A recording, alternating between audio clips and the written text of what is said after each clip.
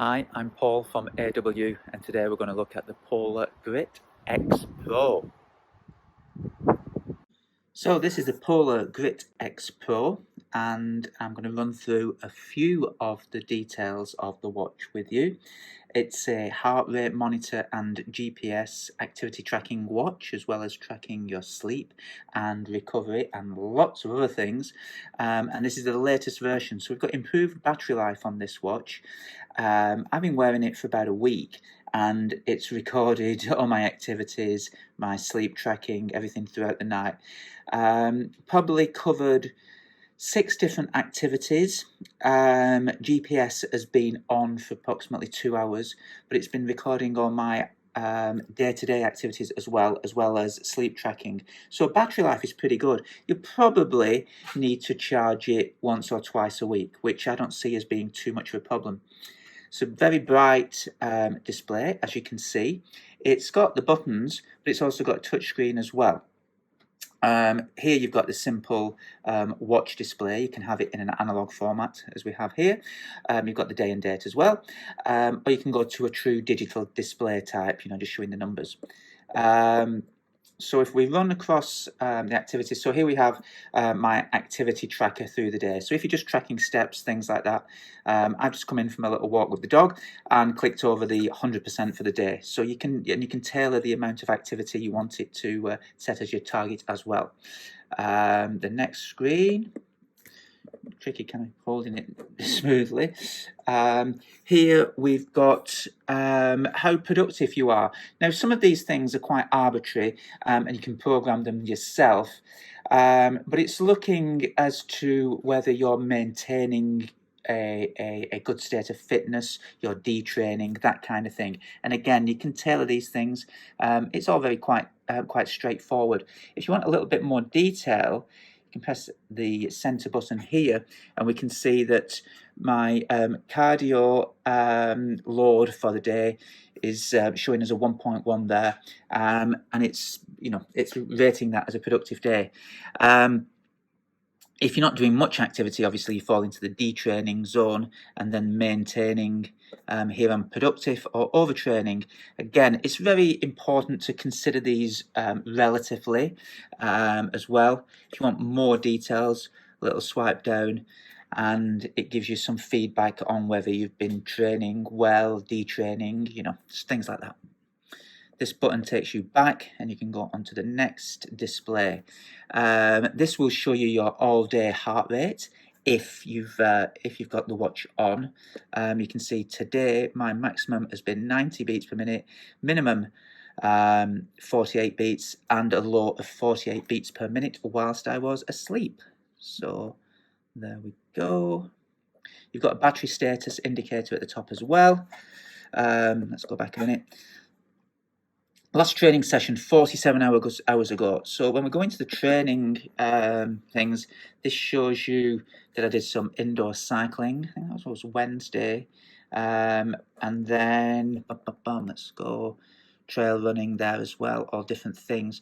So if we look at that one, load running from earlier in the week, we can see we did 24 minutes. It was a short run, 2.8 miles. You've got heart rate details, things like that, the heart rate zones, the energy used, carbohydrates, fats, things like that. Percentage, carbs, protein. Now that kind of stuff, when you're looking at the carbohydrates and protein, that's very useful because the watch has a fueling app built into it, particularly for use if you're doing longer runs, like ultra distance type things, where it will show how much your carbs and fat you're burning, but also give you reminders. You can set fueling reminders to give you a hint as to when to refuel. So you go back there. What else we got? Nightly recharge. So this is tracking your sleep. It gave me a rating of good last night, and you've got all kinds of in-depth details there which you can go into. You can also get a lot more details from the app that accompanies the watch as well. It also gives you hints as to whether to work on endurance, strength training, cardio, things like that. Today it's saying do some strength training, and it will guide you. This is a really neat feature. I really like this one. So we can go through a circuit, and it will demonstrate each of the exercises for you, which is really quite nice. So warm up, and then it's saying push-ups, box jumps. You can see the little graphic icon demonstrating there. Couldn't be simpler, and it'll count the reps for you, count your rest. It's monitoring your heart rate and your activity levels as you go through all the routines. A little bit of sit-ups, kettlebell there, all kinds of things. There's also things like, let's see what else it gives us. Cardio intervals. That would give you a suggested workout. Now, with suggested workouts, I think it's, if you do follow them and you follow the suggestions day in, day out, I think you will gain fitness and you'll see improvements. Some people will be skeptical of them, but the watch is balancing your activity level, your recovery, and the suggested workouts. So I think overall, if you don't have a coach or you'd like a little bit of guidance, it's not too bad. You can't really go too far wrong because they are really quite balanced. The watch links to your smartphone, and in this instance, it's getting weather data, so it's giving you an update of the local weather. It will also show you your activity summary for the week. You know, lots of details. Again, goes on and on and on and on. So lots of stuff there. And again, you can see it on the app, which is you know, a lot more clearer than looking at the small screen of the watch. Yeah. Oh, digital compass, really great feature. You can plot routes on it via the Komoot app. And you'll get a arrow and a breadcrumb trail telling you on the turns, but you've also got a digital compass here as well, so you can lock it on north and then rotate to, let's do the lock there.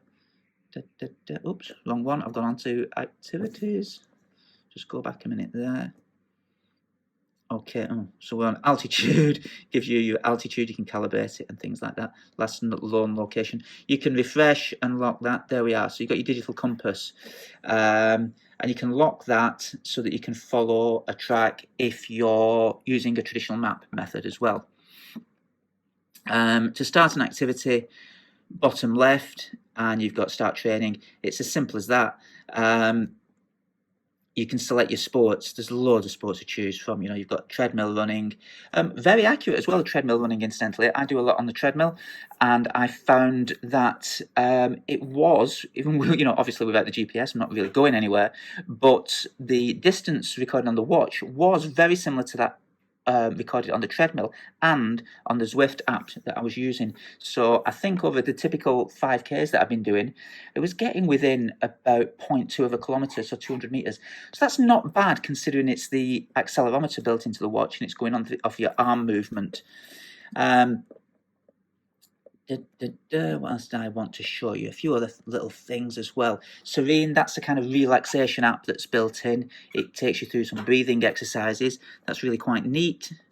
Strava live segments. Again, link it to your watch. If you've got Strava, select the live segments to upload. And if you've got a favourite segment where you're running regularly, the watch will indicate when you hit the start and finish point of that particular segment.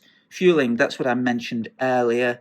And again, you can set reminders for drinking and fueling. So that may be of interest if you're an ultra runner or even just for marathon training, your long runs. It's just a handy reminder. Timers, so you've got your countdown and your regular stopwatch if you don't want to go into GPS mode there as well. All your watch views if you want to tailor the watch. And tests. Okay, the tests are really quite good as well. Various tests to measure general fitness, running, cycling.